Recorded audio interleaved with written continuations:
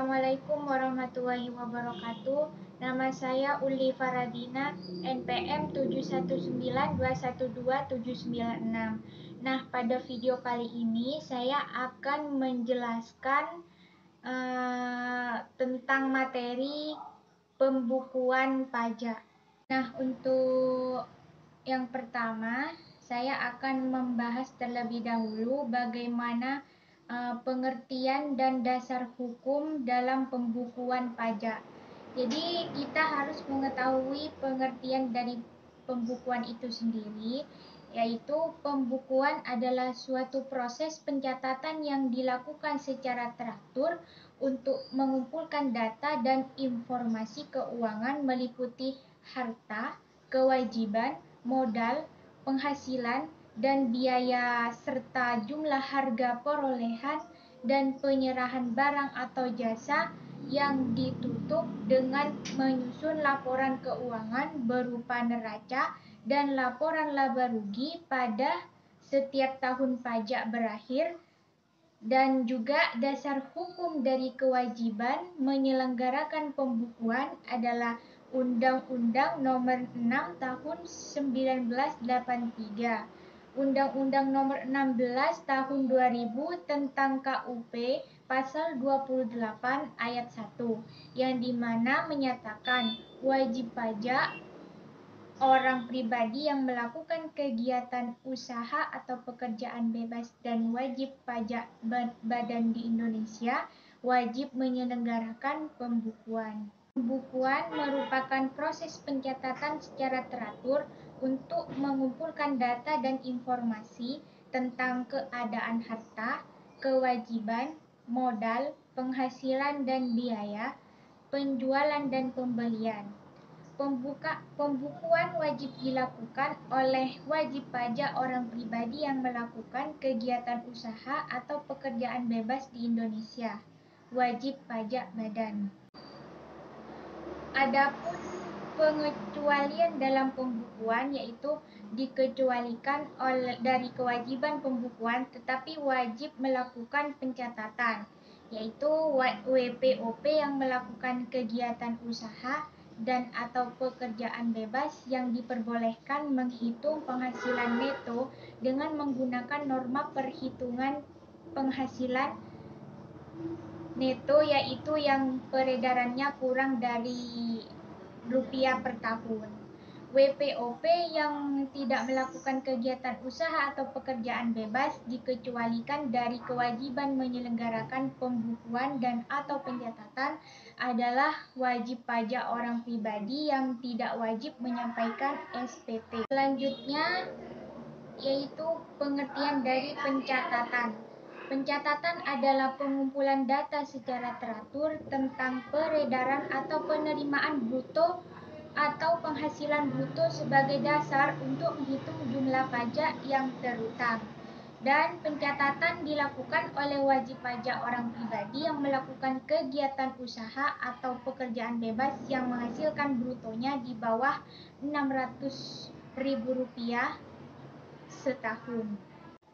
Dan untuk selanjutnya, adapun tujuan dari pembukuan atau pencatatan, yang dimana tujuan pembukuan adalah untuk mempermudah pengisian SPT. Itu yang pertama. Dan yang kedua, perhitungan penghasilan kena pajak. Dan yang ketiga, menghitung PPN dan PPNBM. Dan yang keempat, mengetahui posisi keuangan dan hasil kegiatan usaha atau pekerjaan bebas.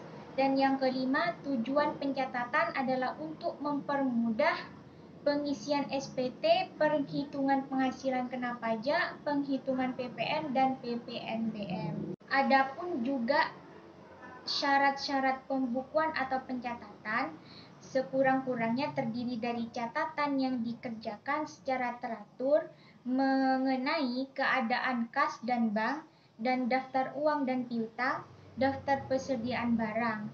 Pada akhir tahun pajak, membuat neraca dan laporan laba rugi diselenggarakan di Indonesia dengan menggunakan huruf Latin, mata uang rupiah, dalam bahasa Indonesia atau bahasa asing yang diizinkan. Syarat-syarat pembukuan atau pencatatan yang pertama, Pembukuan disusun dengan prinsip taat asas dan dengan stelsel akrual atau stelsel kas. Dan yang kedua, perubahan metode pembuktian atau tahun buku harus ada persetujuan Direktur Jenderal Pajak atau DJP. Dan yang ketiga, buku-buku, catatan-catatan, dokumen-dokumen yang menjadi dasar pembukuan atau pencatatan dan dokumen lain harus disimpan di Indonesia selama kurang lebih 10 tahun. Pembukuan dalam bahasa asing dan mata uang selain rupiah, dalam bahasa asing dan mata uang diperbolehkan setelah mendapat izin dari Menteri Keuangan yang dilimpahkan kepada Direktur Jenderal Pajak, yaitu untuk WP dalam rangka penanaman modal asing atau PMA dan kontrak karya atau KK untuk perusahaan pertambangan, kontrak bagi hasil atau KBH untuk perusahaan pertambangan dan migas, dan bentuk usaha tetap atau BUT, dan juga WP yang berafiliasi dengan perusahaan induk di luar negeri. Sanksi dan sanksi pidana. Wajib pajak tidak menyelenggarakan pembukuan atau pencatatan atau tidak memperlihatkan atau meminjamkan buku atau catatan sebagai dasar pembukuan sehingga tidak dapat diketahui besarnya pajak terutang. Mengacu ke pasal 39 Undang-Undang KUP, jika dengan sengaja memperlihatkan pembukuan, pencatatan atau dokumen lain yang palsu atau dipalsukan seolah-olah benar atau tidak menyelenggarakan pembukuan atau pencatatan, tidak memperlihatkan atau tidak meminjamkan buku catatan atau dokumen lainnya sehingga menimbulkan kerugian negara, diancam pidana penjara maksimal 6 tahun dan denda setinggi-tingginya 4 kali pajak terutang. Pengurang penghasilan bruto. Penyusutan dan amortisasi iuran kepada dana pensiun yang pendiriannya telah disahkan Menku, kerugian karena penjualan atau penagihan harta yang dimiliki dalam perusahaan, kerugian karena selisih kurs mata uang asing jika WP menggunakan sistem pembukuan berdasarkan kurs tetap kurs atau kurs historis. Pembenaran kerugian dilakukan pada saat realisasi atas perkiraan, maka uang asing tersebut, jika WP menggunakan sistem pembukuan berdasarkan kurs tengah BI, maka pengakuan biaya pada akhir tahun pajak perusahaan yang dilakukan di Indonesia, biaya beasiswa, magang dan pelatihan untuk meningkatkan SDM, piutang yang nyata-nyata tidak dapat ditagih. Dan selanjutnya, bukan biaya fiskal.